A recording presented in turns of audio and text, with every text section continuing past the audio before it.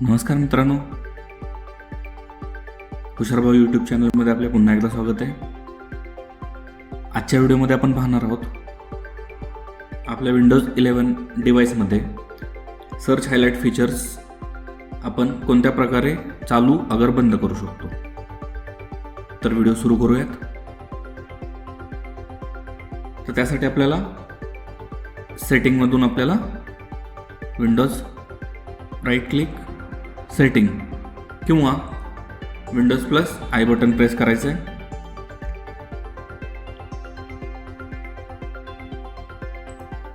याच्यामध्ये आपल्याला policy and security या बटनावर क्लिक करायचं आहे. याच्यामध्ये आपण थोडं स्क्रोल करू.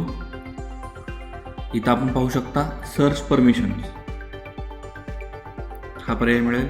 याच्यावर क्लिक करायचं आहे. इथं बरेच पर्याय आहेत.